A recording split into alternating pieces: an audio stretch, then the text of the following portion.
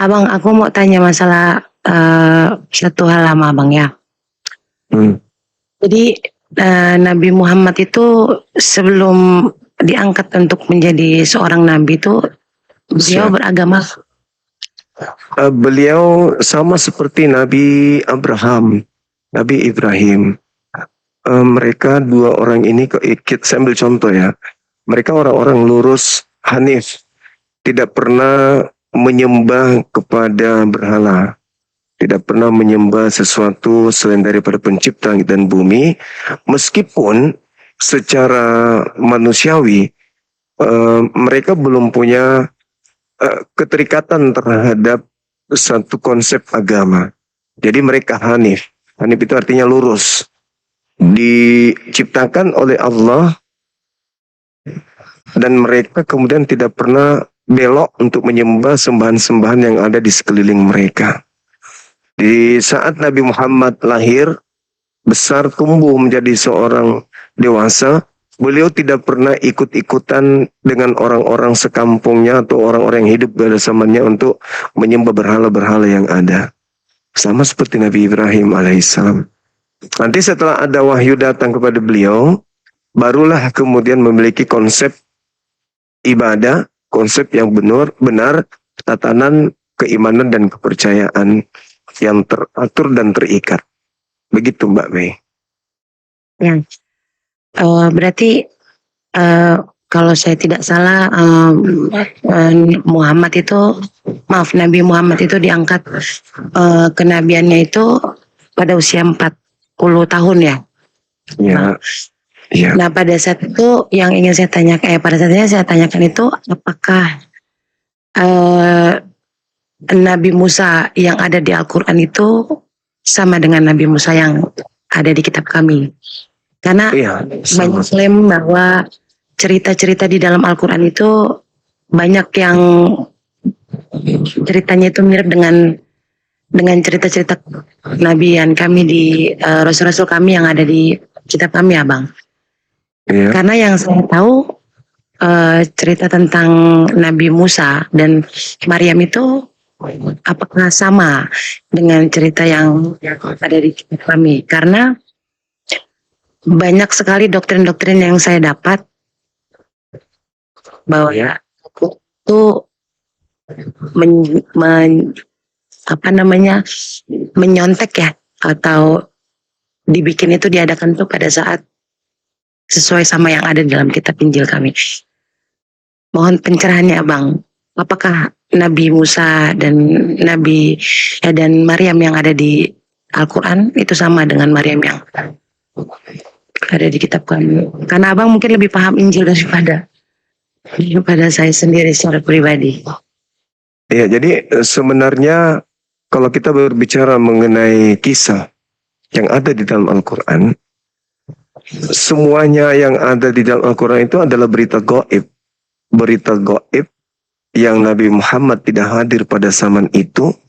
Nabi Muhammad tidak terlibat kemudian di dalam cerita yang muncul pada saat itu. Tetapi kemudian Nabi Muhammad menerima pemberitaan ini secara gaib dari pencipta langit dan bumi melalui Roh Kudus. Jadi Roh Kudus yang datang kepada Nabi Muhammad menceritakan kepada beliau terkait kejadian-kejadian yang pernah terjadi di masa lampau. Sehingga contoh misalnya nih di dalam Al-Quran surah Al-Ahqaf ayat 12. Bismillahirrahmanirrahim. Wa min qablihi kitabu Musa imama wa rahma wa hadza kitabu musaddiqul lisanan arabiyya liyunziral ladina zalamu wa busra lil muhsinin. Jadi Allah kemudian datang kepada Nabi Muhammad melalui perantaraan wahyu. Dikatakan sebelum Al-Quran itu telah ada kitab Musa sebagai petunjuk dan rahmat. Dan Al-Quran ini adalah kitab yang membenarkan kitab-kitab sebelumnya yang datang dalam bahasa Arab untuk sebagai pemberi peringatan kepada orang-orang zalim dan memberi kabar gembira kepada orang-orang yang muhsin. Artinya bahwa Nabi Muhammad itu tidak ngerti Nabi Musa itu siapa, Nabi Ibrahim itu kayak mana, Nabi itu tiba-tiba saja berita itu datang kepadanya menceritakan tentang kejadian-kejadian yang terjadi pada masa lampau. Berbeda dengan Bible yang ada hari ini, itu dihasilkan dari orang yang melakukan penelitian-penelitian, orang yang melakukan kemudian pengumpulan kesaksian-kesaksian orang, lalu dibukukan menjadi sebuah kitab. Kalau Al-Quran enggak. Nabi Muhammad menerima itu semua dari pemberitaan yang Tuhan sampaikan kepada beliau secara gaib. Itulah yang disebut wahyu. Seperti itu. Ya, berarti dalam arti Nabi, begini maaf Abang, berarti Maria yang diceritakan itu pun, katanya kan kalau dalam Al-Quran itu diceritakan bahwa Isa Al-Masih adalah anak dari perempuan suci ya. Iya, Berarti Maria, betul. ada satu ayat yang agak sedikit menggugah hati saya saat ini, Iya. yang membuat saya agak sedikit dilematik. Itu ada di surat Maryam ayat 33, di mana diterangkan atas kelahiran serta kebangkitan Nabi Isa. Berarti secara tidak langsung Islam pun menerima kan hari lahir dan hari bangkitnya Nabi Isa. Mohon pencerahannya Abang, karena itu ada ayat yang membuat saya agak sedikit kenapa begini ya. Berarti secara tidak langsung Islam pun mengakui ya adanya, ya Injil itu yang katanya diberikan kepada Nabi Isa kan. Kalau di Biblia ya agama kami, tapi kalau Isa itu kan katanya diturunkan, kalau Injil itu diturunkan dari Nabi Isa yang ada di versi umat Islam ya, dalam Al-Qurannya. Maka saya bilang ada satu surat yang membuat saya agak sedikit bagaimana nih. Di surat Maryam ayat 33 itu diterangkan atas kelahirannya Nabi Isa dari seorang Maryam. Berarti secara tidak langsung Islam pun mengakui akan kelahiran dan kebangkitan Nabi Isa atau Yesus ya, yang kami anggap saat ini. Atau karena gini Abang, saya sedang bukan belajar ya, tapi lebih kayak beberapa kali saya mengikuti debat. Ada sesuatu yang membuat saya, kalau dibilang bukan apa tuh Abang, kalau dalam Islam ya, apa namanya tuh, kayak sebuah apa peneguran, apa hidayah yang hidayah, ya. Pak Tuhan Nabi Arab ya, ilah Nabi Arab itu yang bilang seperti itu. Tapi saya merasa kayak ada perdebatan-perdebatan yang membuat saya setiap ada ini, saya berapa kali mau naik ya di rumah Bang, yang membuat saya oh ternyata begini, oh ternyata begini, oh ternyata begini gitu. Ada beberapa dilematik yang membuat saya agak sedikit. Yang pertama itu surat Maryam itu Abang, saya minta tolong penjelasan. Berarti saya tidak langsung di Al-Quran pun memang jelas akan kelahiran seorang nabi dari perempuan yang sama atau tidak dengan yang ada di kitab saya? Ya, baik. Jadi latar belakang daripada pernyataan Nabi Isa itu muncul ketika orang-orang Israel menuduh ibunya sebagai pesina. Nah, ketika beliau dituduh sebagai pesina, ibunya mengatakan, kau tanya sendirilah kepada anakku. Lalu orang-orang itu mengatakan, bagaimana mungkin kami bertanya kepada seorang bayi yang masih ada dalam buaian ayunan. Itu mustahil. Akan tetapi tiba-tiba saja bayi ini berbicara untuk membela ibunya. Jadi membela ibu. Ketika dituduh ibunya berzina berarti dia anak haram. Tapi si bayi ini mengatakan apa? Inni abdullah antani alkitab wa ja'alani nabiyan. Sesungguhnya aku ini bukan anak zina, aku ini hamba Allah. Aku ini hamba Allah. Allah memberiku ketetapan berupa hikmat Injil dan menjadikan aku sebagai seorang nabi. Dia bicara tuh, wa ja'alani mubarakan ainama kuntu. Dan Allah yang mengutus aku tanpa melalui pernikahan ibuku dengan seorang laki-laki, itu memberkahi aku dimanapun aku berada. Dan dia memberikan perintah kepadaku juga untuk melaksanakan ibadah sepanjang hidupku. Lalu dilanjut lagi tuh sama anak-anak bayi ini. Wa barram biwalidati wa lam yaj'alni jabbaran syaqiyya. Dan aku berbakti kepada ibuku. Ibuku tidak mengajarkan aku menjadi seorang anak yang sombong lagi celaka. Ibuku itu kan zina. Wassalamu alayya wa yawma wulid wa yauma amut wa yauma ub'atsu hayya. Nah, keberkahan terjadi atasku, damai sejahtera atas diriku, kesejahteraan atas diriku dilimpahkan padaku pada hari aku dilahirkan, pada hari aku diwafatkan, pada hari aku dibangkitkan. Nah, sekarang permasalahannya, kalau kita lihat di dalam Al-Quran surah Maryam itu, di situ bukan kata wafat dalam bahasa Arabnya, tapi maut, amutu, berarti dia maut. Di sini bukan dalam arti kata wafat, dalam arti kata dimatikan dalam seperti yang ada di dalam tragedi salib, tidak. Jadi Nabi Isa alaihissalam itu diwafatkan, artinya pada saat dia sebagai manusia ada masa di mana dia dilahirkan, ada masa di mana dia dimatikan, ada masa di mana dia itu diangkat kemudian atau dibangkitkan kembali. Dan itu semua fase dialami oleh manusia. Jadi itu tidak berbicara mengenai penyaliban, tidak ada hubungannya. Tidak ada hubungannya masalah penyaliban. Ini si bayi mengatakan kepada orang yang menuduhnya kemudian sebagai anak zina, kesejahteraan melimpah atasku pada hari aku dilahirkan. Bukan aku anak zina. Pada saat aku diwafatkan. Pada saat nanti setelah aku dibangkitkan hidup kembali. Itu fase yang dialami oleh seluruh manusia. Nah, coba saudari mundur ke data nomor 15-nya. Di data 15-nya itu juga berbicara tentang Yohanes Pembaptis. Sama. Yohanes Pembaptis juga mengatakan begitu. Wassalamun alaihi yauma wulid wa yauma yamut wa yauma yub'atsu hayya. Sama. Kesejahteraan bagi Yahya pada hari Yahya dilahirkan, pada saat dia diwafatkan, pada saat dia dibangkitkan hidup kembali. Nah, kalau saudara Kristen saya mengartikan bahwa Maryam ayat 33 itu berbicara tentang salib dan diangkat pada saat itu bangkit dari kematian, berarti konsekuensinya harus mengakui juga bahwa Nabi Yahya juga mengalami hal yang sama. Berarti bukan cuma satu orang Yesus yang mati dan bangkit. Dari ketiga, Yahya juga dong. Yohanes Pembaptis juga dong berarti. Karena di data 15-nya persis bunyinya dengan apa yang ada di dalam data 33. Wassalamun alaihi yauma wulid wa yauma yamut wa yauma yub'atsu hayya. Ini berbicara tentang Nabi Yahya atau Yohanes Pembaptis. Jadi begitu, Bu, Mbak. Di Islam, apa yang ada di surah Maryam itu adalah pembelaan Nabi Isa terhadap ibunya yang dituduh berzina. Nah, ini saya tidak temukan di Bible. Ketika orang Yahudi kemudian menuduh Maria berzina, penulis-penulis Bible tidak membela Maria, tetapi sibuk menjual Yesus yang adalah Tuhan yang keluar dari kubur. Itu aja.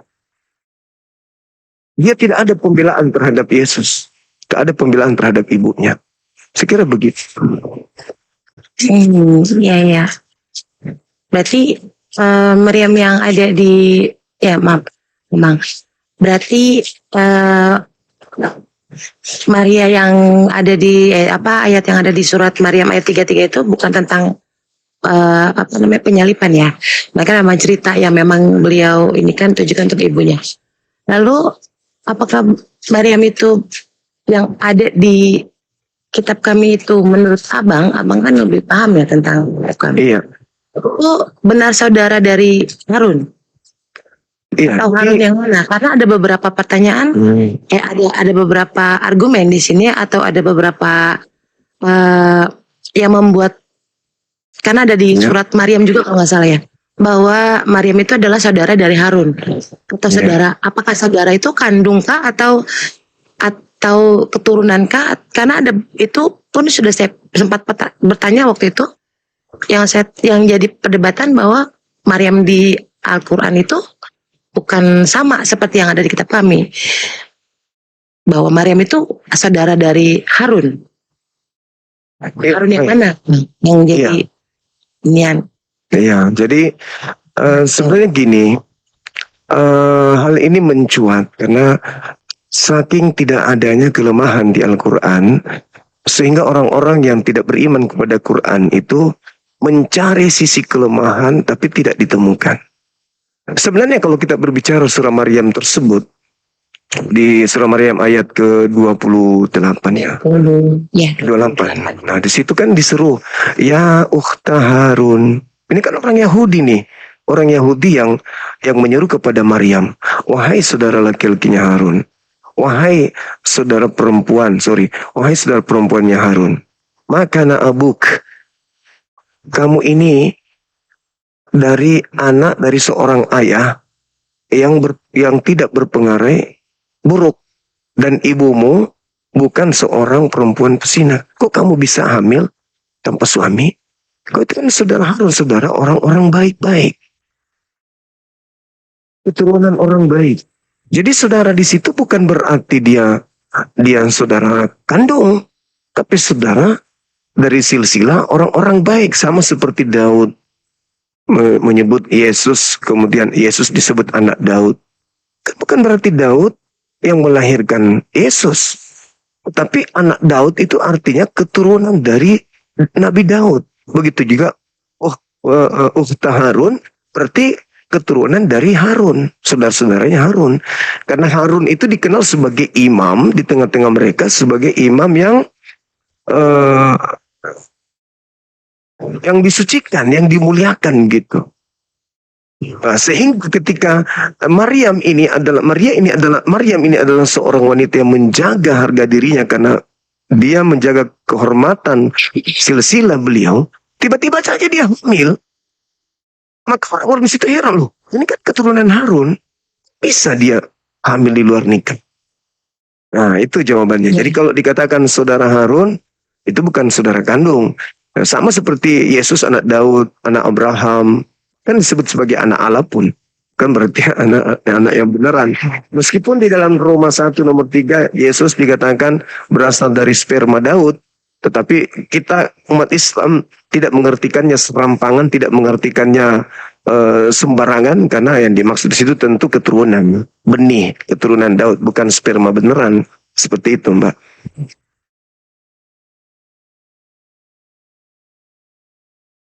Minta dia monitor.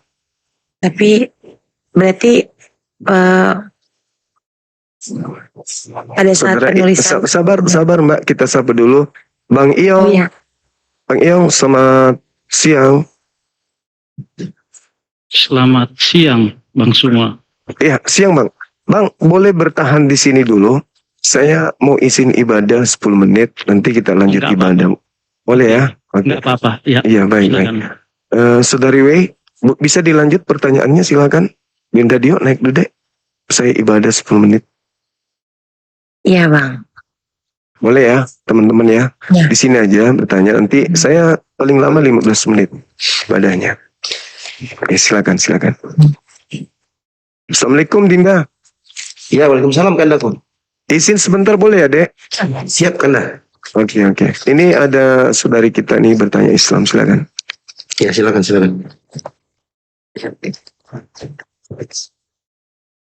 Ya.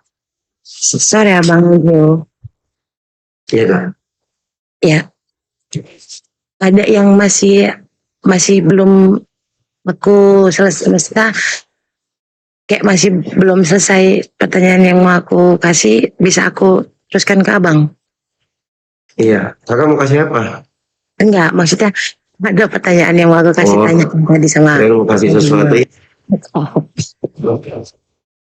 iya, Abang, aku mau tanya. Jadi tiba tuh pada saat Nabi Muhammad itu mendapatkan wahyu, sebuah kitab suci dalam bentuk Al-Quran ya. Berarti sebelum 40 tahun itu Nabi Muhammad tadi kan sudah diceritakan sama Bang Zuma bahwa beliau sebelum masuk Islam ya, sebelum mengerti Islam. Yang mau ditanyakan itu adakah saksi yang melihat atas penurunan itu selain Nabi Muhammad bertemu dengan Jibril? Karena gini, kalau kita bicara masalah logika, Tuhan itu memang tidak bisa diserupai dengan manusia. Tetapi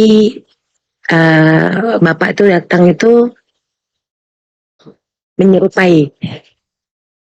Yang jadi pertanyaan saya, apakah ada pada saat Nabi Muhammad itu mendapatkan wahyu untuk sebuah kitab ya, Al-Quran, adakah saksi lain selain beliau? Karena yang kami dengar kan umat Islam ini Tuhannya gaib ya. Tuhannya ini nggak ada. Bagaimana cara untuk meyakinkan bahwa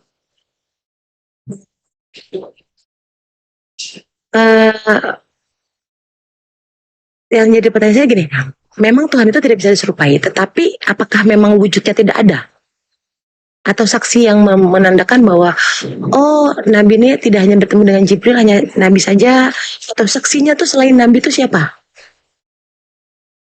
Yang pernah bilang katanya Nabi itu menjalani satu perjalanan panjang dalam satu malam. Itu kan hanya cerita yang dilontarkan oleh seseorang kepada teman-temannya. Tetapi untuk sebuah pembuktiannya itu dalam bentuk apa? Assalamualaikum warahmatullahi wabarakatuh. Assalamualaikum Ya. warahmatullahi wabarakatuh, Bang Jibril. Waalaikumsalam. Sudah Kak? Sudah Kak? Jelas pertanyaan aku, Abang? Iya, udah. Pertanyaannya udah kelar.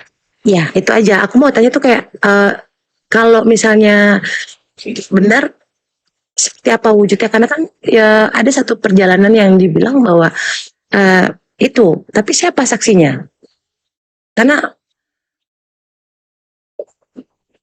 tidak butuh hanya sekedar ungkapan bahwa oh saya melakukan perjalanan, oh saya melakukan ini, oh saya bertemu ini, oh saya bertemu Jibril, oh saya bertemu ini mendapatkan wahyu. Tidak ada yang bisa memberikan pembuktian itu secara benar dan nyata bahwa benar, oh benar ini jalan, oh ini ketemu ini sama Jibril, oh turun wahyu begini atau seperti apa?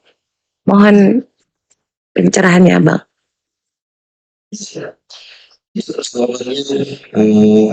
Dalam surat Yusuf ayat 28. Si Nabi Muhammad itu diutus oleh Allah menjadi Rasul, menjadi Nabi dan Rasul. Jawabannya ada dalam surah Al-Fat ayat 28. Suaramu kecil ya? Cek. Kecil ya suaraku? Suaranya kecil. Kecil ya suaraku? Cek. Boleh aku aja Ustaz? Oke, boleh. Silakan. Sama aku mau menjawab pertanyaan dia sebelum juga soal Maryam 33. Boleh ya Bunda? Ya, silakan Abang. Oke, saya tunjukin aja. Ada masih 22 tahun. Oh, oke, 22 tahun. Iya, tadi Mbaknya nanya soal Maryam ayat 33 ya. Di sini kita bisa lihat, saya buka Maryam 33. Di sini yang diimani atau dipercaya kalau Yesus atau Nabi Isa itu udah meninggal dan bangkit ya.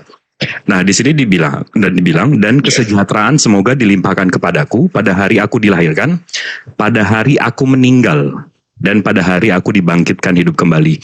Nah, di sini Mbaknya berpikir bahwa Nabi Isa ini udah meninggal ya kan? Nah, makanya kita pakai original text atau translasi lain untuk lihat apakah ini akurat.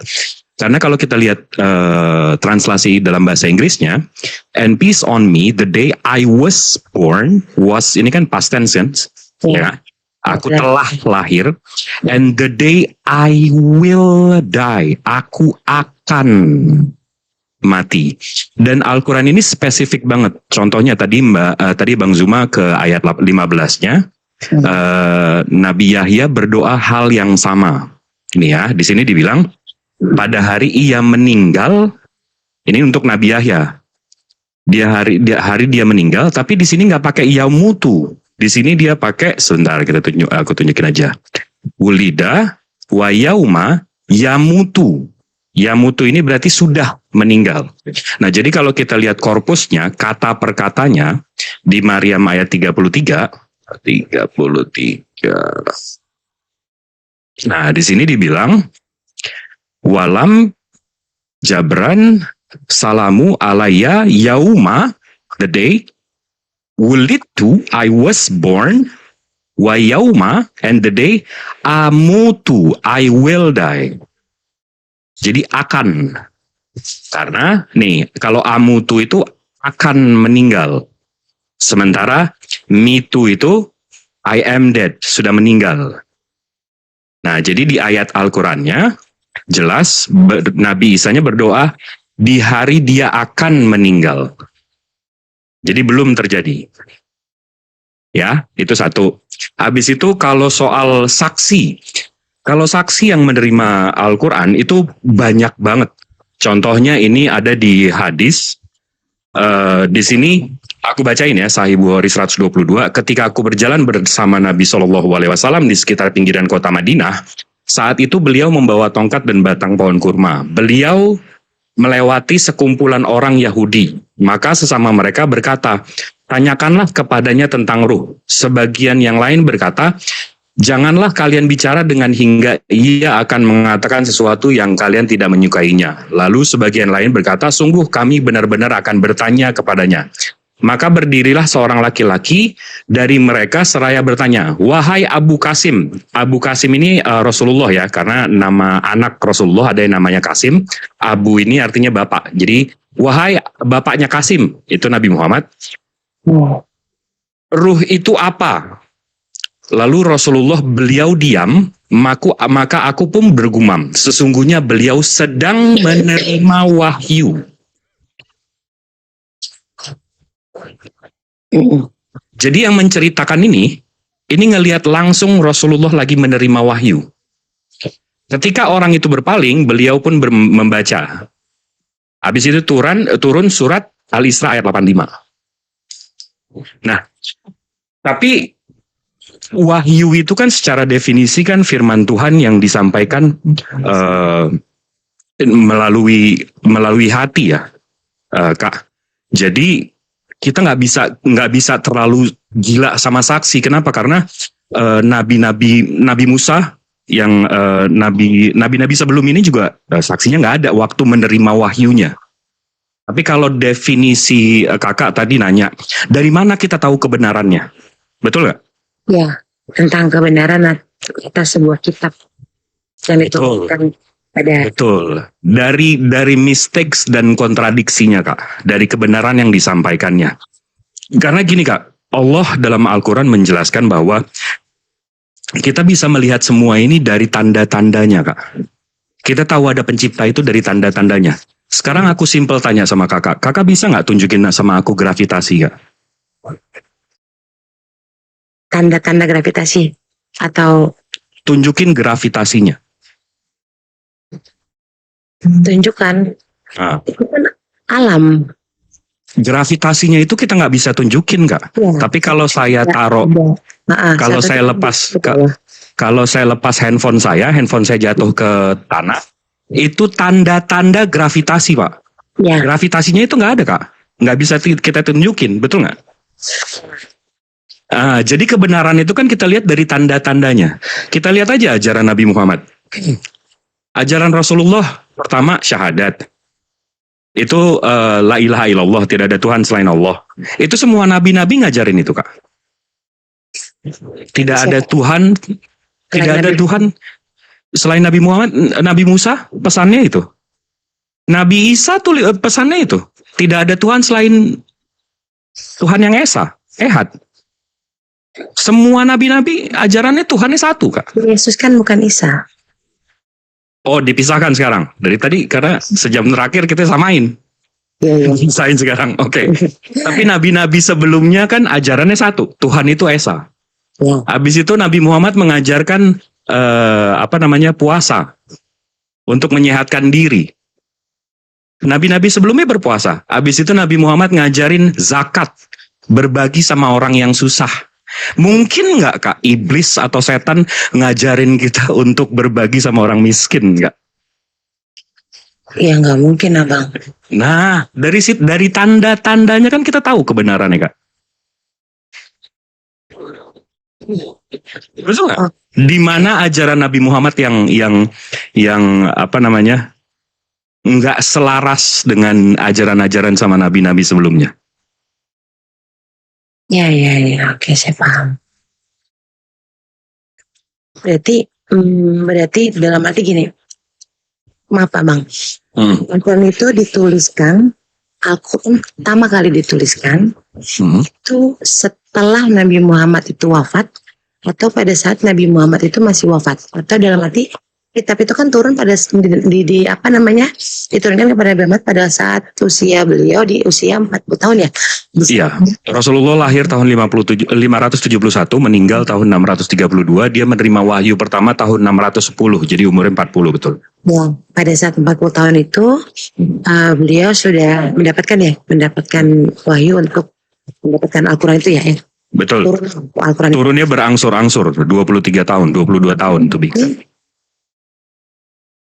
Berangsur-angsur bukan langsung untuk Al-Quran atau Berangsur-angsur, dia turunnya per ayat. oh Selama 22 tahun. itu yang menuliskan, maksudnya gini, berarti dari ayat pertama sampai ayat terakhir dalam Al-Quran itu tidak langsung diturunkan dalam satu ayat, dalam satu kitab. Enggak. Yang gitu langsung satu kitab. Bukan, dia turun.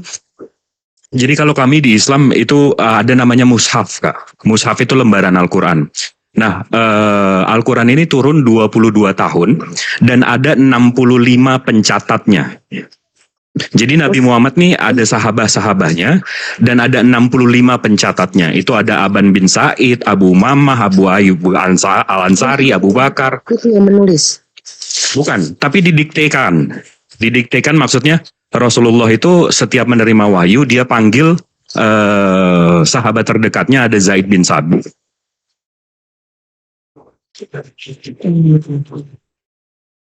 Tapi berarti maaf Pak Bang, berarti Quran itu berjalan atau tadi berangsur-angsur selama 23 tahun itu sesuai dengan relate kehidupan manusianya kah?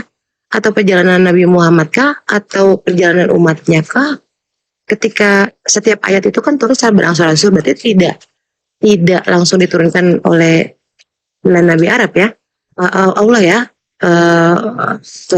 ke kitabnya langsung. Diulang Kak, diulang. Ya, berarti gini, berarti setiap ayat yang turun dalam Al-Quran itu kan nggak, kata Bang tadi kan tidak langsung turun nih dalam satu kitab, melainkan berangsur-angsur pelan-pelan. Betul. Setiap ayat yang turun yang diwahyukan kepada Nabi Muhammad itu harus sesuai sama kehidupan yang berjalan pada saat itu, pada saat zaman Nabi kah? Atau diperuntukkan, maksudnya gini, setiap ayat yang turun itu diperuntukkan hanya untuk seorang nabi saja kah? Atau untuk satu umat kah? Atau untuk umat bangsa Arab saja kah? Atau Baik, sama seperti kayak saya ngobrol sekarang sama Mbak Mei. Saya ngobrol sama Mbak Mei, tapi ada 2.600 orang yang mendengarkan. Sama seperti Al-Quran ini, Allah berfirman terhadap Nabi Muhammad, tapi untuk umatnya. Saya ngobrolnya sama Mbak Mei nih sekarang, tapi pesan saya kan untuk semua yang mendengarkan. Masuk nggak? belum? Maksudnya, Contoh nih sekarang. ini kan namanya Islam yang hanya ada di dalam rumah ini kan warnanya Islam saja, tapi kan ada beberapa juga yang agama lain. Terus kan only for the Muslim only kan yang disuruh ya. Jadi kayaknya aku masih belum geget aja. Maksudnya untuk 2.600 maksudnya? Ini saya lagi ngobrol sama Mbak Mei. Ya. Saya lagi menceritakan transmisi kitab suci yang barusan saya sampaikan. Nabi Muhammad menerima wahyu, lalu memerintahkan Zaid untuk mencatatnya. Lepas itu Zaid membacakan ulang apa yang dia catat, dan Nabi Muhammad verified. Dan ada 65 pencatat Al-Quran di zaman Rasulullah. Saya bisa sebutkan 65-65-nya.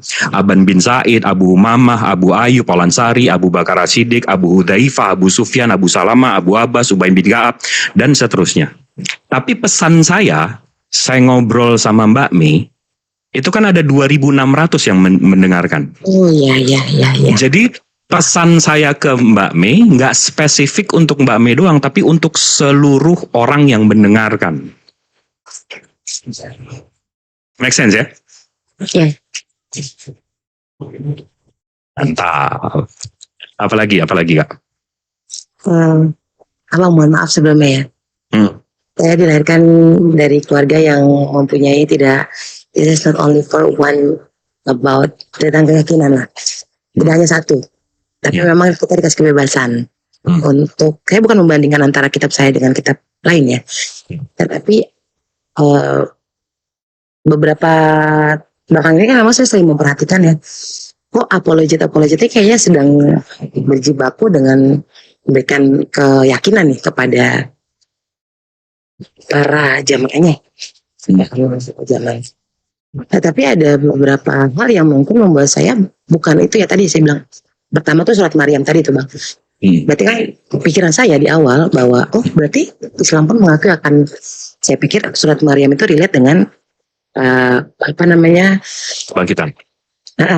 gitu ya, tentang penyaliban gitu awalnya.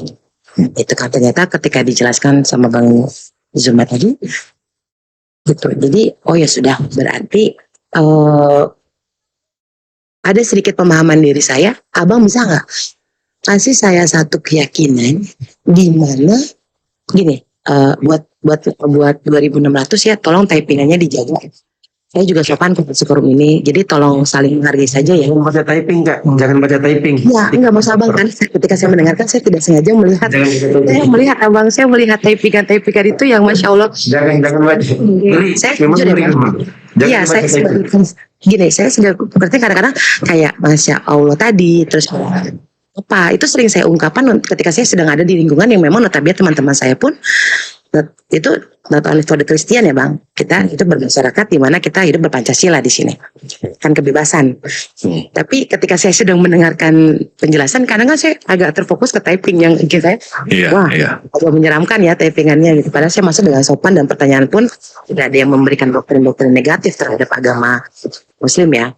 Jadi bukan sengaja saya baca, tapi tidak sengaja terbaca. Makanya saya tidak akan fokus ke typingan, saya hanya mendengarkan. Jadi gini, abang, saya minta bukan gini, saya butuh satu pencerahan ya, di mana kalau dibilang kita sudah mendapatkan gini, jadi bukan hanya satu agama saja yang tinggal dalam satu rumah, tetapi ada beberapa agama yang memberikan semua itu tentang ajaran kebaikan, mau Muslim kah, mau Kristen kah, mau Katolik kah, mau Hindu kah, semua tentang satu tujuan, tentang kebaikan, termasuk dengan ajaran Tuhan kasih. Tetapi yang terkadang jadi bahasa cemoohan kita di keluarga adalah mana agama lo, mana Tuhan lo gak kelihatan. Ini maaf ya bang, bukan saya terdokter, tapi ada skema di mana obrolan dalam keluarga saya secara pribadi. Mana agama lo gitu, mana Tuhan lo di agama lo, mana lo gini gitu, lo atau Tuhan lo ini gitu. Yang membuat saya secara tidak langsung kayak apaan sih kok jadi kayak obrolan nggak meaning gitu bahasanya. Kita punya edukasi yang keluarga kita pun mengajarkan bahwa Islam itu agama itu tidak hanya Islam, agama itu hanya Kristen. Tapi kadang kok jadi cemoohan bang gitu. Tapi kenapa saya selama hampir 22 tahun saya ngerasa gini, ada bukan ketertarikan ya, tapi lebih kayak kok harus sih sholat sampai 5 hari 1 kali, emang nggak capek? Kita aja yang seminggu sekali aja kadang-kadang males ya bang. Kenapa harus 1 hari tuh ambil 5 kali? Buat apa? Maaf ya bang, maaf banget sebelumnya kalau saya kurang sopan. Sholat mungkin dengan beberapa cara mereka untuk melakukan ibadah, that is not only for one time, tapi 5 dalam 1 hari gitu. Buat apa sih? Kok nyembah Tuhan yang gak kelihatan sampai segitunya. Terus puasa nih 30 hari. Kita juga ada kok suruh aja berpuasa. Kita juga ada kok arahan ke situ, tapi bukan untuk kewajiban ya, tapi ya udah gitu. Kalau saya gini, abang bisa nggak kasih saya satu pandangan? Abang bisa nggak kasih saya satu keyakinan bahwa ketika saya menerima Tuhan yang wujudnya gaib, memang kita hidup berdampingan kok dengan gaib. Saya tahu, bahkan teman-teman saya menjelaskan. Ada di Quran apa gitu, ya hidup manusia diciptakan jin dan manusia lah, ibaratnya berdampingan lah ya antara yang gaib dan Tuhan itu gaib ya bang. Dalam Islam itu adalah Tuhan itu tidak terwujudnya, tidak bisa dilihat oleh mata manusia. Kenapa sebegitu hebatnya katanya, sebegitu mulianya lah, sehingga tidak ada satupun manusia. Tapi kan katanya Nabi Muhammad, maaf bang, Nabi Musa itu pernah bertemu dalam bentuk cahaya. Makanya saya bilang, abang bisa nggak sih kasih saya satu keyakinan yang membuat saya merasa bahwa walaupun saya punya Tuhan yang gaib, yang tidak bisa saya lihat wujudnya, tapi kan katanya selalu ada di sekitaran kita. Oke. Ini sih yang membuat saya, abang bisa nggak memberikan saya satu keyakinan kayak, coba bang, yakinin saya bahwa Tuhan, walaupun Tuhan itu gaib, tapi tidak membuat saya ragu akan kekuasaannya. Kalau dibilang maaf bang sebelumnya, oh Tuhan itu tidak mungkin menyerupai, benar yang namanya ciptaan juga mungkin diserupakan dengan penciptanya, benar. Tapi kan kalau yang selama ini yang saya dapatkan, pencerahan yang dari agama saya dapatkan, oh itu menyerupai, hanya menyerupai. Tetapi balik lagi ketika saya baca typingan pada saat saya ada di beberapa apologet ya, masa seorang hamba dilahirkan, oh benar, itu yang membuat saya, makanya tadi saya bilang agak ragu ya. Agak ragu. Oke. Saya sudah paham poinnya. Ya, betul itu aja. Poin. Abang, Siap. saya tidak mohon pencerahannya. Saya jawab satu-satu ya. Oke. Jadi siap. dalam surat Asyura ayat 51, di sini Tuhan pencipta langit bumi beserta isinya Allah Subhanahu wa taala, dan Tuhan nabi-nabi sebelumnya ini menceritakan bahwa ada 3 cara Tuhan itu berkomunikasi dengan makhluknya. Di sini saya bacain Bismillahirrahmanirrahim, dan tidak ada bagi manusia pun bahwa Allah berkata-kata dengan dia kecuali dengan perantara wahyu, itu tadi langsung di hati nabinya, atau di belakang tabir. Di belakang tabir ini maksudnya apa sih? Kita lihat footnote-nya. Maksud di belakang tabir adalah ialah seorang dapat mendengar kalam ilahi tetapi dia tidak dapat melihatnya, seperti yang terjadi pada diri Nabi Musa alaihi salam. Jadi menjadi tabir itu seperti saya menggunakan handphone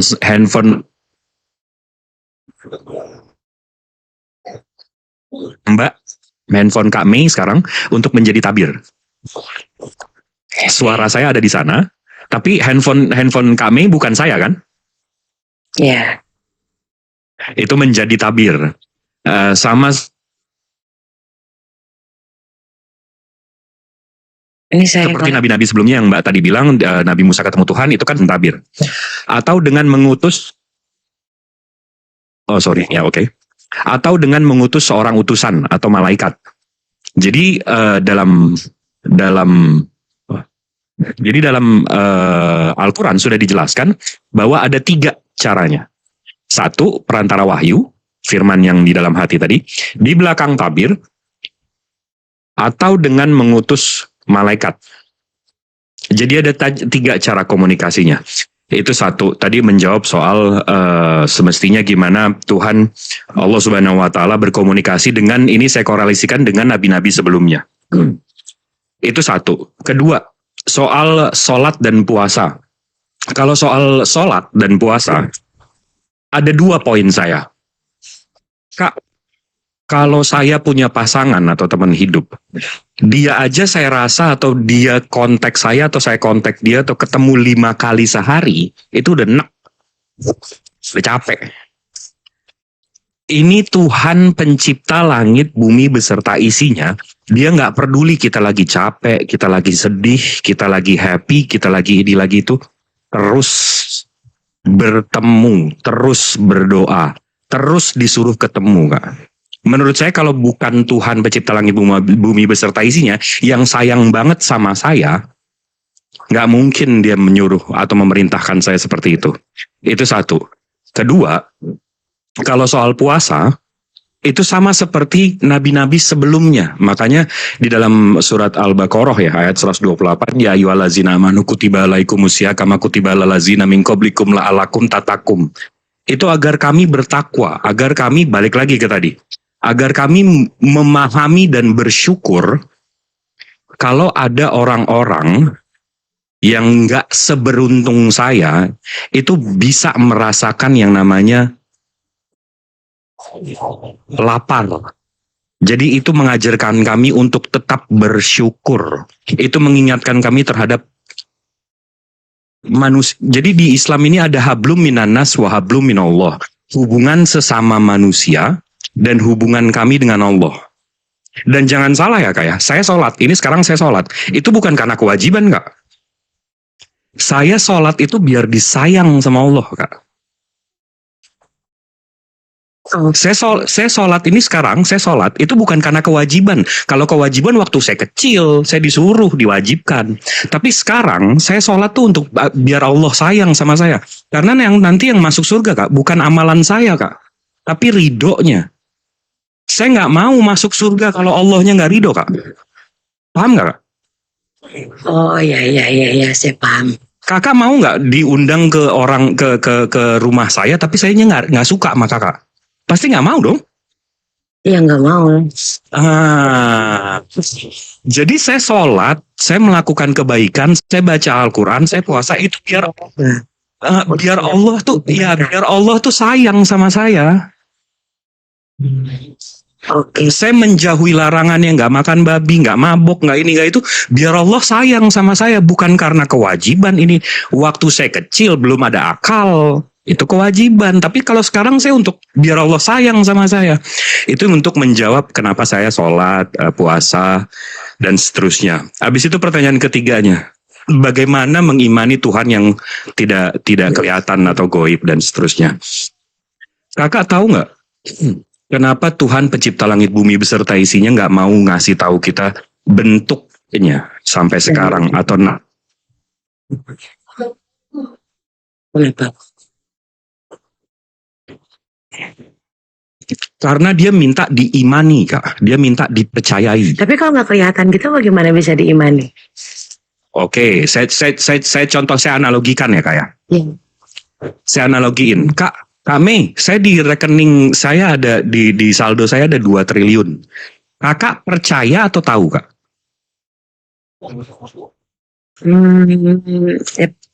Saya nggak tahu karena saya nggak ngelihat kan. Percaya nggak? Enggak lah. Nggak percaya. Habis itu saya kasih tanda-tandanya Kak. Mobil saya mahal, liburan saya mahal, rumah saya besar, handphone saya mahal. Kira-kira di situ kakak percaya atau tahu Kak? Untuk uang ini, kalau dibilang percaya ya, karena saya belum melihat wujud duit ya gini. Yang saya lihat aja uangnya kayak yang diomongin itu kan dalam bentuk uang itu, bukan benda-benda yang dilihat. Ya saya tahu, tetapi belum saya percaya, tapi ya nggak 100% gitu. Dengan tanda-tandanya kakak udah mulai percaya, betul? Nah, udah mulai percaya, tetapi belum melihat uangnya. Habis itu meskipun bukan muhrim, saya ajak kakak ke BCA, ke bank saya. Habis itu saya tunjukin saldo saya bener 2 triliun Kak. Kakak di situ percaya atau tahu Kak? Ya percaya karena udah melihat. Untuk apa kakak percaya? Kakak udah tahu. Udah gak ada nilai percaya kakak udah lihat langsung. Paham gak Kak? Enggak Detik paham. kakak melihat Tuhan, nilai iman, nilai percaya itu udah gak ada Kak. Sama seperti kakak bilang sama ini, oke, terlalu tinggi, saya rendahin lagi. Saya nggak nyampe. Saya rendahin lagi. Kakak bilang kakak cantik. Kakak bilang nih kakak cantik. Abis itu saya percaya sama kakak, walaupun saya belum lihat.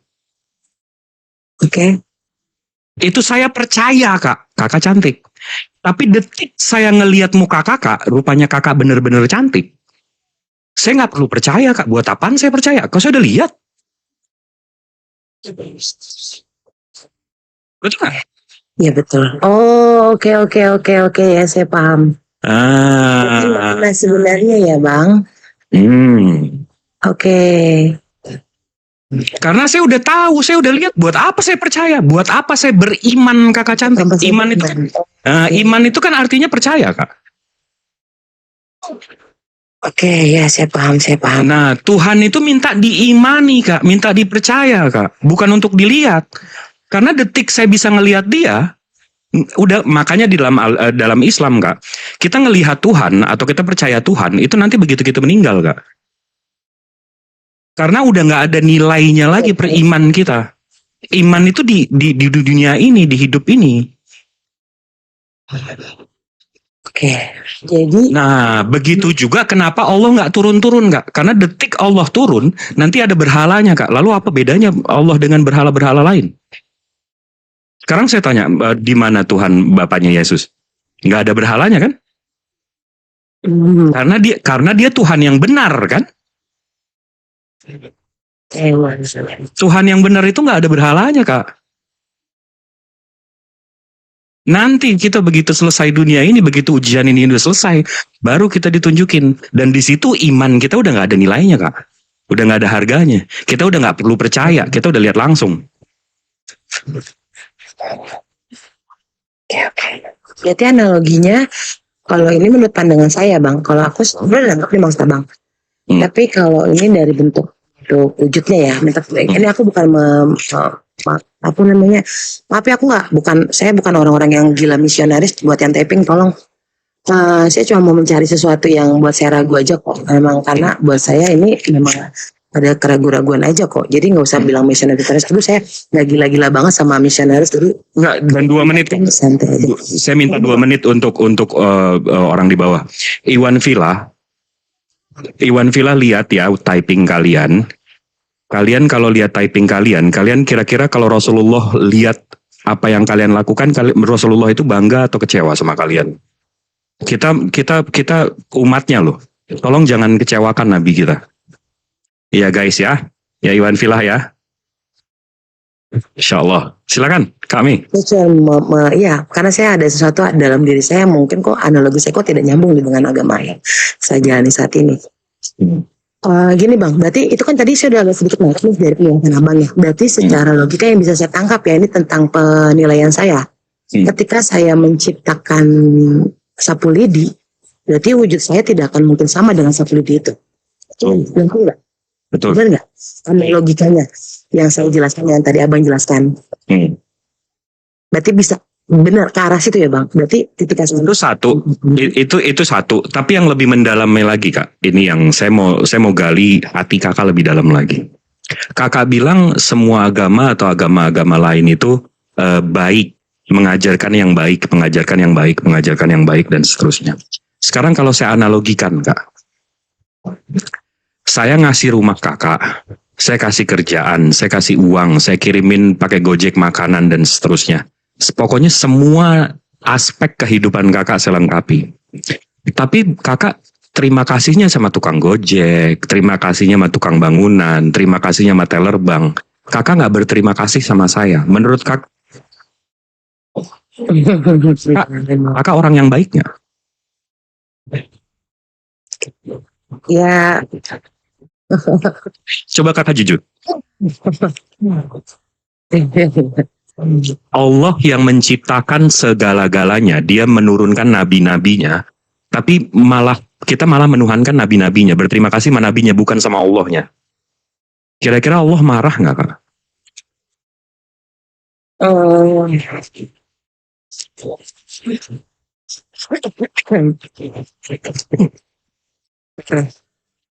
Iya kan? Kita aja sebagai makhluk berpikir yang dikasih otak terbatas ini marah, apalagi pencipta langit bumi beserta isinya.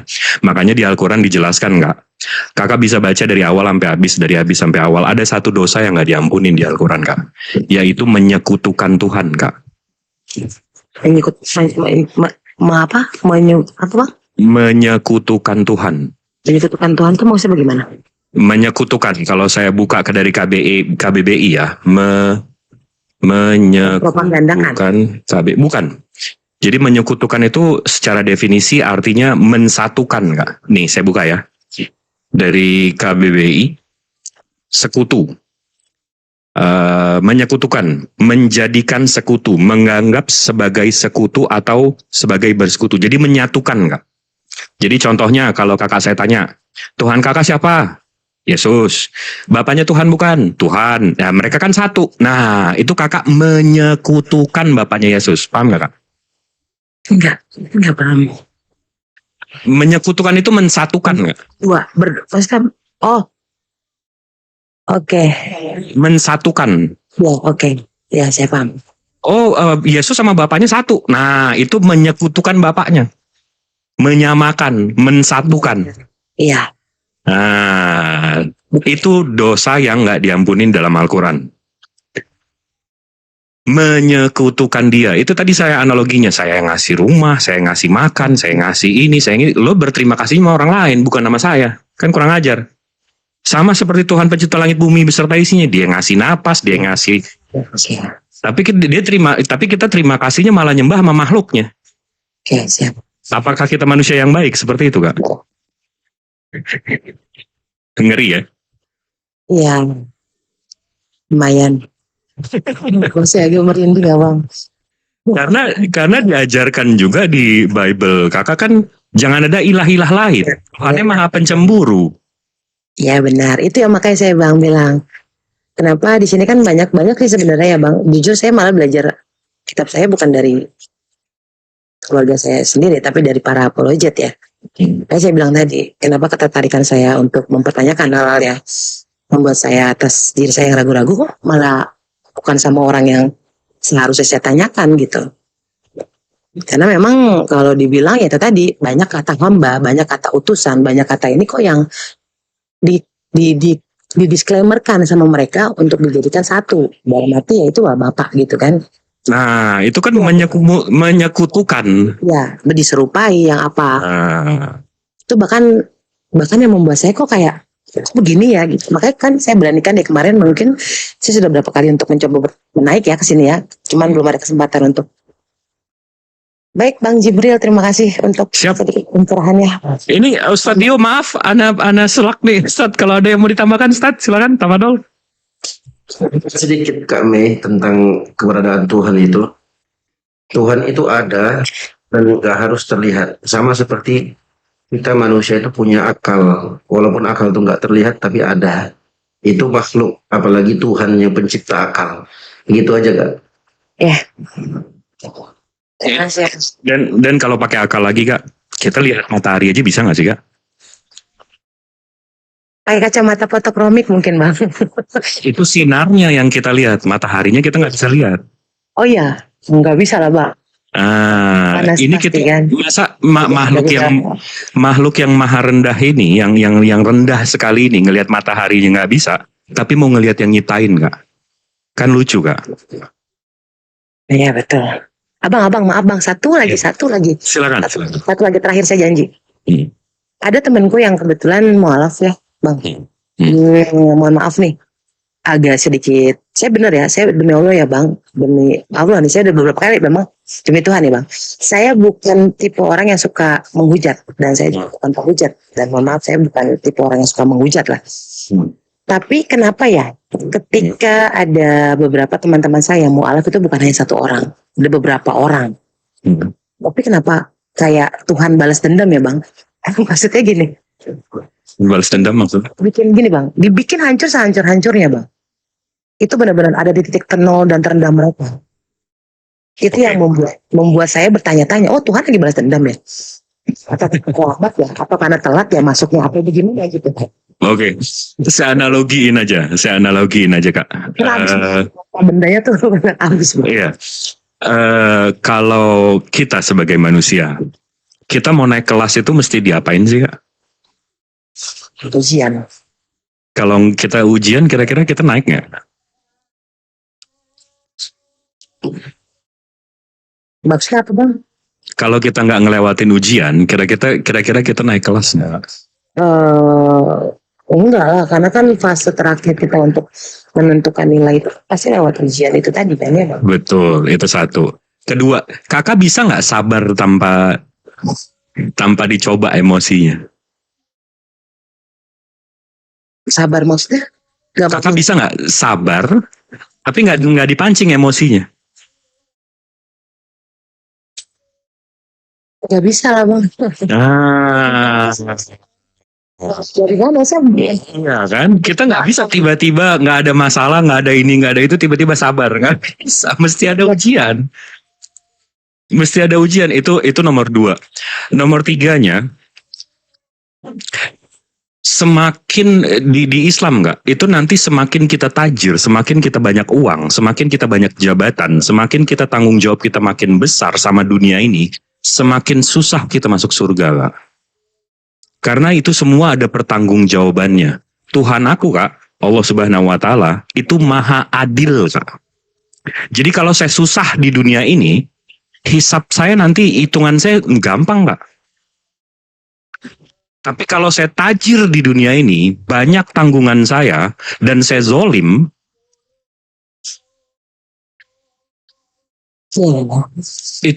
itu malah makin susah saya masuk surga.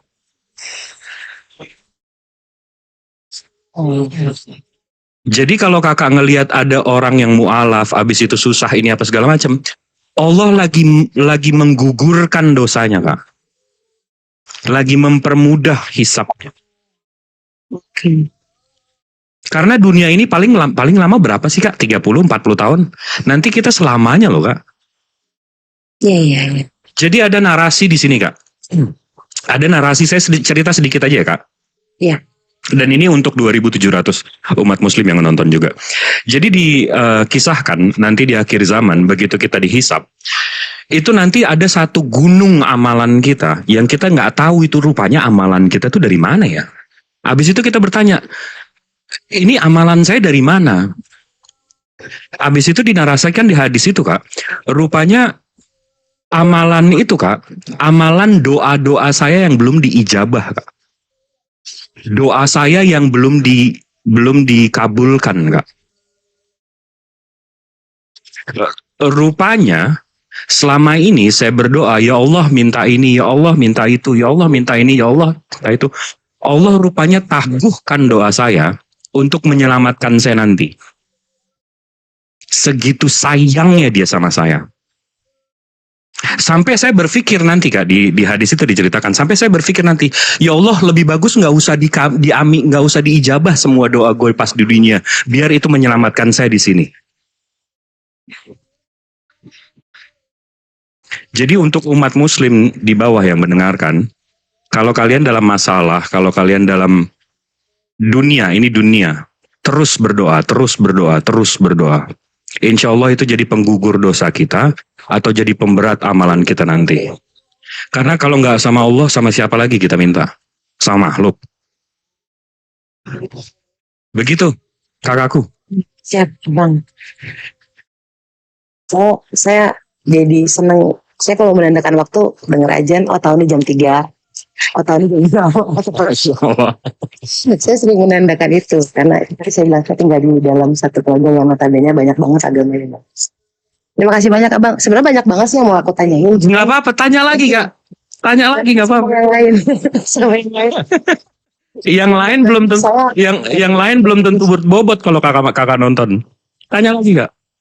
Habis saya mau tanya, ujung-ujungnya menghujat Tuhan saya gitu. Saya bukan. Oh enggak, Kak. Serang iman saya sekasar-kasarnya, Kak. Serang. Enggak, Bang. Tadi kan emang saya kan mempertanyakan ya, karena kan nggak tahu kenapa gitu. Kadang-kadang saya mendengar keluhan-keluhan tentang para mu'alaf yang teman-teman saya hadapi itu kayak kok gini ya gitu. Maksudnya bukan dari mereka. Mereka tidak mengeluhkan sih, Bang. Cuman tanggapan saya secara personal bahwa apakah Tuhan marah sama mereka gitu karena keterlambatan masuk itu atau seperti apa. Tapi saya bukan framing di sini. Saya sama sekali bukan framing tentang agama atau tentang apapun itu. Saya hanya penilaian saya secara personal. Kok begini ya kehidupan para mu'alaf yang saya temui gitu. Dari yang tadinya orang benar-benar jar gitu. Tiba-tiba kosong sama sekali, Bang. Itu yang membuat saya bukan ragu dengan keyakinan itu, tapi kok mereka mau bertahan ya gitu. Kenapa sih mereka tuh kayak kok saya tidak melihat ada titik keraguan-raguan dari diri mereka atas apa yang ibarat kata gini, Bang, ada harta yang memang hilang ketika mereka merubah status mereka dari harta, bahkan keluarga, bahkan teman-teman sekitarnya, bahkan kehidupan sosial mereka pun berubah. Tapi kok tidak ada ragu-raguan dari mereka kayak ya udahlah ya gitu. Kok nggak ragu saya gitu kan. Emang lu nggak, maaf ya, Bang, kalau saya jadi agak kasar. Gue ngomong sama temenku gini, kok lu nggak sedih sih? Tuhan lu maaf ya, Bang, Tuhan lu yang baru kan ngebikin lu jadi begini nih. Sedangkan Tuhan lu yang kemarin gitu. Tapi mohon maaf ya, Bang, aku bukan framing loh, aku cuma. Iya, enggak. Memang aku agak ngeri baca typingan ya, agak serem. Astaga Tuhan. Aku ini dulu ya, aku izin. Iya, siap. Kak Mei lanjut aja, cuman satu pesanku Kak Mei. Iya, Bang. Jangan tanya nomor WA-nya Bang Jibril ya. Enggak, jangan gitu. Ada bercanda ya. Aku sholat dulu Bang Jib. Silakan, Ustaz. Ya. Tafadhol. Iya, di sini. Waalaikumsalam warahmatullahi wabarakatuh. Azan asar. Iya, jadi nabi-nabi itu kenapa bisa jadi nabi sih, Kak? Karena diuji kan? Ya. Ada nggak nabi yang hidupnya lempeng aja? Nggak ada kan? Dia menjadi nabi, dia sahih, kita bisa ngelihat dari narasi-narasinya. Oke, sekarang saya analogiin deh, Kak. Gini, Kak. History will repeat itself. Kita percaya itu nggak, Kak? Kak, kita bisa setuju nggak sama itu? History will repeat itself. Sejarah akan selalu berulang. Ya benar. Jadi kalau kita ceritain soal cerita Nabi Nuh atau di kakak Noah, dia dapat firman dari Tuhan yang tidak terlihat, Kak, untuk membangun bahtera di bukit. Tuhannya nggak kelihatan loh, Kak. Dia cuma menerima firman. Dia sampaikan ke umatnya. Umat-umatnya ini umat-umat penyembah berhala, penyembah anak-anak Tuhan, penyembah yang Tuhannya terlihat semua nih, Kak. Habis itu Nabi Nuh sampaikan, suruh buat bahtera dan segala macam. Apa yang umat-umatnya penyembah berhala-berhala ini bilang? Mana Allahmu? Allahmu nggak kelihatan. Lihat nih berhala saya. Lihat nih Tuhan saya kelihatan.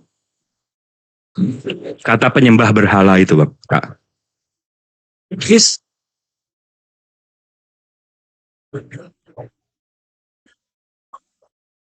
Talk gini, Kak. Siapa yang ngomong kayak gitu, Kak?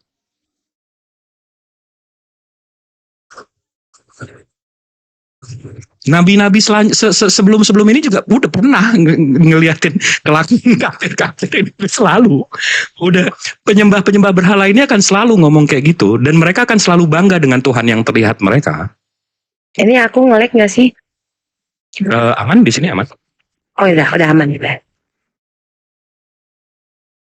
History will repeat itself, Kak. Sejarah akan selalu berulang. Nabi-nabi sebelum ini udah ngadepin kafir-kafir penyembah berhala yang sombong dengan Tuhan yang terlihat ini, Kak. Jadi kakak kapan naik berbasteranya? Sebenarnya gitu ya. Jadi saya sedikit cerita. Maaf ya kalau dibawa, kalau saya kelamaan. Saya siap buat turun. Tapi nunggu Bang Jibril ada temennya yang mau naik lagi mungkin nanti. Ada sih sedikit keraguan-raguan saya atas diri saya secara pribadi ya. Tuh. Ya. Itu diturunin apa gimana tuh?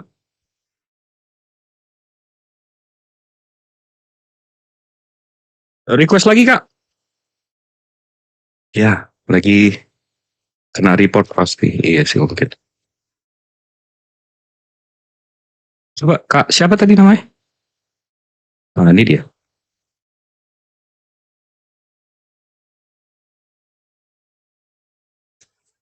Mas ada itu. Enggak, itu bukan saya yang nurunin. Enggak tahu. Disconnect tulisannya apa? Tadi moderator menolak. Kalau menolak nggak tahu. Ya, kalau menolak berarti ketendang. Kalau disconnect baru turunin. Gimana? Iya, jadi gini. Ini ya Bang, maksudnya gini, kita bukan ngomongin masalah doktrin ya Bang. Kalau doktrin mah setiap saya ibadah pasti ada tuh doktrin itu apa segala macam. Cuman bukan tidak yakin, tetapi lebih kayak kan itu tadi ya Bang, mungkin karena terlalu banyaknya yang itu tadi saya bilang, banyak banget nih agama di dalam rumah ya Bang. Jadi yang ikut Natal ikut, Lebaran ikut, Waisak ikut gitu. Jadi sampai saya kayak berpikir gini, benar sih gitu ya. Kita hanya menyembah pada satu Tuhan yang sama. Mungkin Tuhannya beda aja dalam bentuk agama masing-masing gitu loh Bang. Ini penilaian saya ya Bang. Cuman ketika saya coba untuk belajar lagi mendalam, saya belajar tentang bukan belajar ya, tapi lebih kayak bertanya, Tuhan kamu apa sih? Tuhan kamu bagaimana sih? Tuhan kamu bagaimana sih gitu. Yang membuat saya menggelitik diri saya tuh ya ini, karena ketika kita lagi main candaan, itu tadi saya bilang mana Tuhan ini nggak kelihatan gitu kan. Seperti itu candaan itu. Cuman ketika dapat penjelasan seperti ini, kalau abang nanya, kapan saya masuk rajin? Bukan, history will repeat itself kan. Kalau kita menempatkan diri di dunia Nabi Nuh waktu itu, Kira-kira saya beriman sama Tuhan yang nggak kelihatan atau saya akan berpegang teguh terhadap ajaran-ajaran orang tua saya? Iya betul, saya akan beriman kepada Tuhan saya sebelumnya ya, sama apa dengan ini pastinya kan. Iya kan? Ada juga sih benar, maksudnya gini, aku seorang Kristen yang dilahirkan, kalau dibilang mungkin KTP saya dari lahir udah itu ya bang. Udah kita sempat juga dibaptis atau segala macam yang abang mungkin lebih paham lah dari yang saya bilang tadi. Tetapi ada pertanyaan saya yang membuat saya bertanya dalam hati saya. Ketika kalian dilahirkan secara Islam, untuk menunjukkan kalian Islam kan yang tadi bangnya harus bersyahadat. Apa ketika mempunyai anak yang dilahirkan dari seorang Muslim dan Muslimah itu tadi, apakah anak itu harus bersyahadat juga bang? Dari lahir? Atau kalau saya dari lahir memang udah diazanin kan. Habis itu ya begitu saya diajarkan sholat, kan ada syahadat di sholat. Jadi ya otomatis saya Muslim. Tapi gini ya, saya untuk bikin ini agak lebih transparan ya. Saya kuliah di luar kak. Saya begitu kuliah di luar itu saya nggak mau. Saya berpikir saya nggak mau agama saya itu diwariskan. Saya nggak mau neraka saya diwariskan. Saya nggak mau surga saya diwariskan. Makanya saya cari Tuhan saya kak. Saya ke Katolik, habis itu saya ke Buddha, saya ke Hindu, Saintologi. Saya pelajarin semua Tuhan kak. Dan bukan masalah. Dan Islam ini bukan Islam ini agama yang benar kak. Bukan agama yang paling benar kak. Tapi agama yang benar, yang lain salah. Karena kalau yang paling benar, yang lain benar juga berarti. Tapi ini yang paling benar. Islam ini agama yang benar, Kak. Oke. Dan kalau dihitung-hitung lagi, Kak, apa sih ruginya? Kalau saya jadi Yahudi, saya beriman terhadap Nabi Musa dan kitabnya. Habis itu kalau saya percaya sama Nabi Isa, saya percaya Nabi Isa dengan kitabnya. Habis itu kalau saya jadi Islam, saya percaya Nabi Muhammad dengan Nabi Isa dengan Nabi Musa. Jadi kalaupun ini worst case scenario ya. Kalaupun nanti di akhir zaman tiba-tiba Yahudi yang benar, saya beriman sama Nabi Musa, saya kerjakan apa yang Nabi Musa kerjakan. Oh tiba-tiba Nabi Isa yang benar, saya beriman sama Nabi Isa, saya kerjakan apa yang Nabi Isa kerjakan. Oh tiba-tiba Nabi Muhammad yang benar. Tapi coba kalau kakak.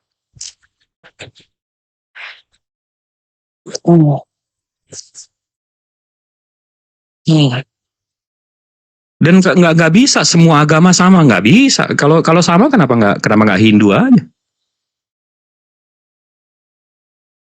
Nggak bisa, nggak sama kak. Ya itu tadi yang saya analogikan. Kalau saya jadi Kristen, saya menyembah firmannya atau Tuhan atau anak Tuhannya atau ini. Kira-kira Allahnya marah nggak ya? Kira-kira Bapaknya Yesus marah nggak ya? Dia yang ngasih saya nafas, dia yang nyiptain dunia ini, dia yang nentuin semua segala macam. Tapi saya berterima kasih sama anaknya. Saya satukan dia sama bapaknya, saya sekutukan dia sama bapaknya. Kira-kira saya manusia yang baik nggak? Menurut saya sih enggak ya. Enggak. Iya. Enggak, iya benar.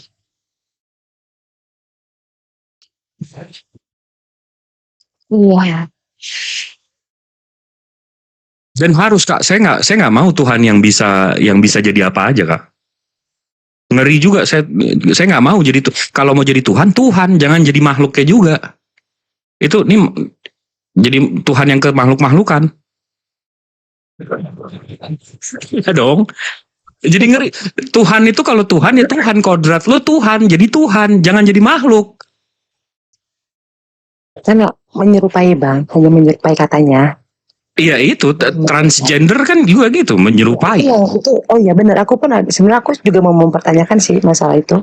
Bang, terus kayak apologetism kok kayaknya lebih biblos ya daripada saya pribadi ya. Ya bang, lebih paham tentang Bible dibandingkan kami ya. Karena gini kak, aku apologet ini bukan karir loh kak. Aku apologet ini hobi. Kerjaan aku ada. Tapi gini, aku selalu berpikirnya, umur kita berapa sih kak? Paling 70, 80. Sisanya ribuan tahun kita nanti di akhir dunia ini. Terus saya mau menyandarkan keselamatan saya sama orang. Saya mesti tahu pasti Kak, saya mesti lihat langsung.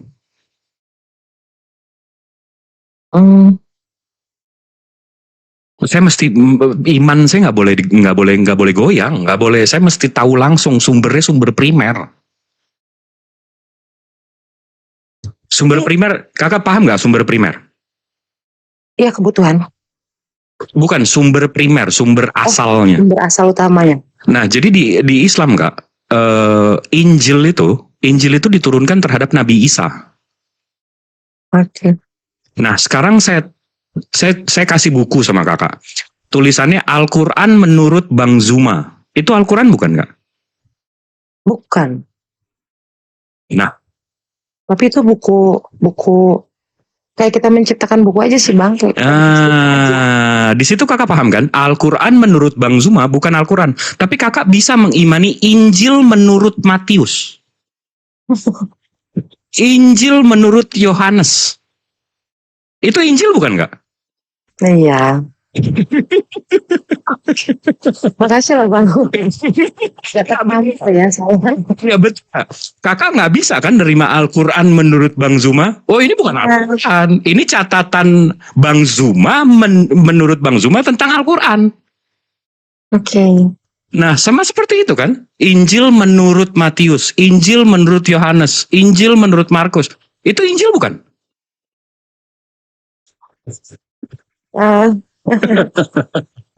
Iya kan? Ya lagi kosong ya Bang.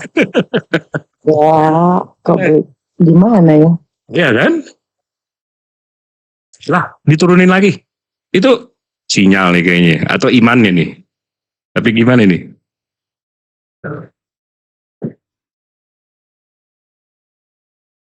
Coba request lagi gak? Ini sinyalnya, aku feeling aku sih sinyalnya. Halo saudara, Bang Malik